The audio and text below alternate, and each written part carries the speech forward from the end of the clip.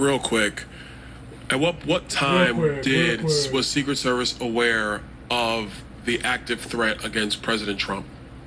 So right out the gate, he's asking a sneaky question.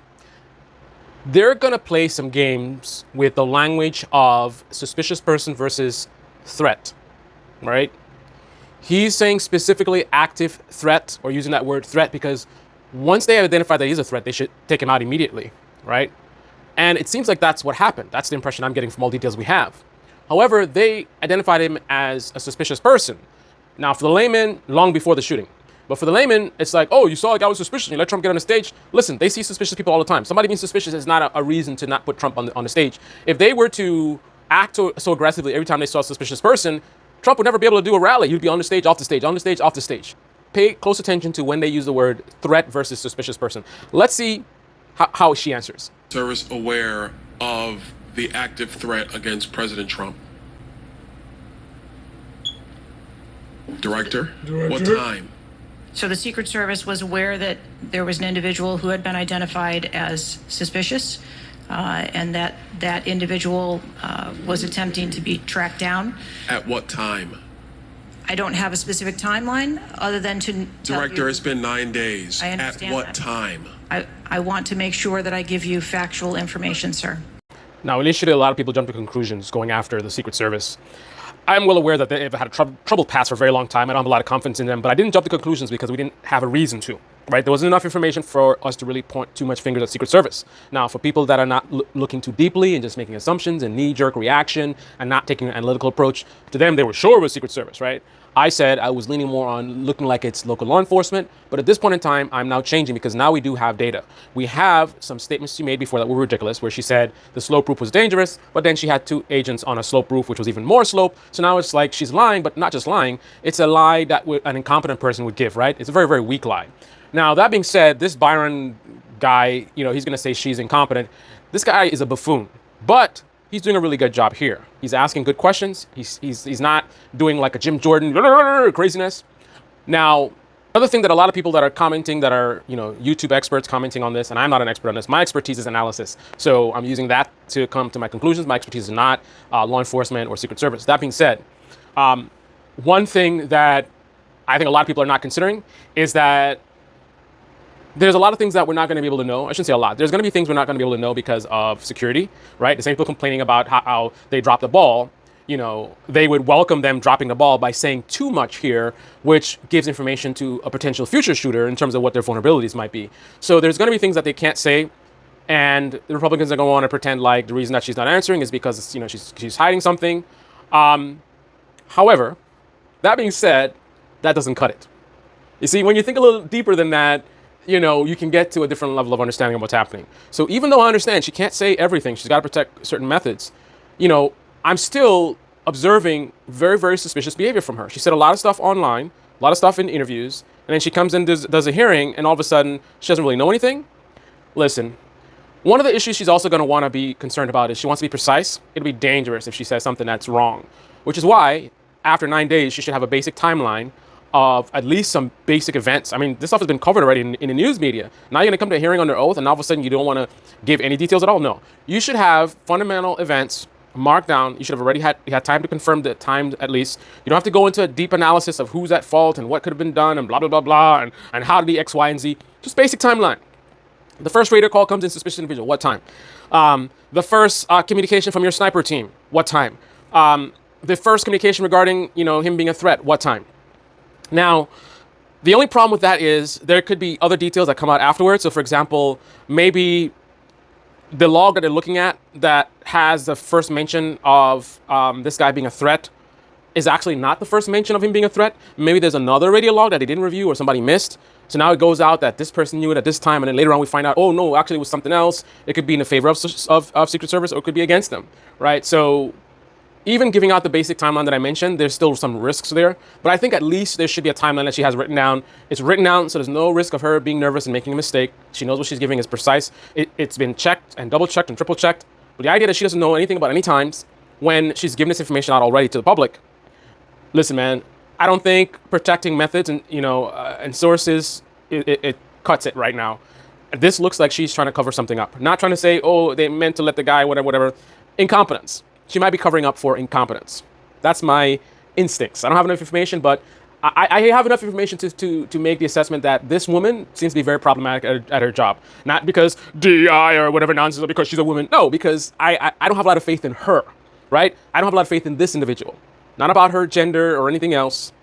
She seems to be dishonest, and she seems to be a little bit incompetent, because even, you can't just say dishonest, because the lie about the slope roof thing shows that that's a lack of intelligence.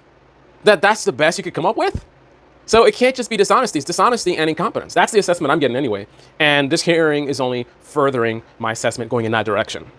Director, have you talked to the agents on the ground that day? Yes, I have. You've talked to all of them. Mm-hmm. Your senior team has talked to every agent that was on the ground that day. Yes, we have. Have they all corroborated the same time they identified the shooter, or they were made aware of the shooter either by attendees in the crowd or local police department? There are a number of reports of when those times were made. Was it 5 minutes before the first shot rang out? No. Generally speaking, was it 10 minutes before the first shot rang out? No. Was it 15 minutes before the first shot rang out? It was less than that time frame when it was identified as a threat.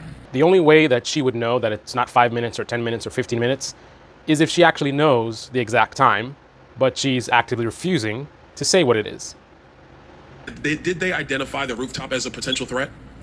Again, I'm pulling those reports and that information. It's been 9 days, Madam Director. Did they notice a rooftop 150 yards away that was a potential threat? Yes or no? I am certain that the rooftop was noticed. I am pulling the reports. Yet another example of why I don't have a lot of faith in this director. Yes, they absolutely identified the roof as a threat, which is why it was being covered by the counter snapper teams. How do I know this and she doesn't know this? I mean, I know this because this information came to us from her and other law enforcement people. This has been reported in the news. So how is it that she doesn't know? Internet experts will tell you that the only way to cover a roof is to actually be on the roof, but that's not true. You can cover it by being on the roof, or you can cover it the way they did with the counter sniper team. The problem is covering the roof and identifying a threat in time are not the same thing. It's not a video game. It's not the minute you see somebody on a roof, you just start shooting. You need to assess the threat. You need to get authorization. Things are a bit more complicated than you might think. What was the security parameters around securing that rooftop? What did they do? There was overwatch provided for that rooftop. So, as I've been indicating for over a week now, they did identify the roof as a threat, and the roof was covered. She's now admitting that they had overwatch protection monitoring the roof, as I've been saying. But how come when she was asked about the roof before, it was all, I'm sure they noticed the roof? Very dishonest, very incompetent. So you talked to the counter sniper team. You talked to the people who were providing overwatch that day, and you talked to the advance team, correct? Yes, sir. What did they tell you? We are putting together a comprehensive report so that I can identify exactly where the gaps and the failures. When the counter sniper team was on the roof and they identified that there was suspicious activity on the roof in question, what was the chain of command's orders around the person on said roof? Because I'm quite sure somebody saw under your organization, the Secret Service, I'm quite sure somebody saw the shooter on the roof. So here's another area that there's going to be deception from the Republicans and people that want to push whatever agenda they want to push. He's mentioning them identifying a shooter.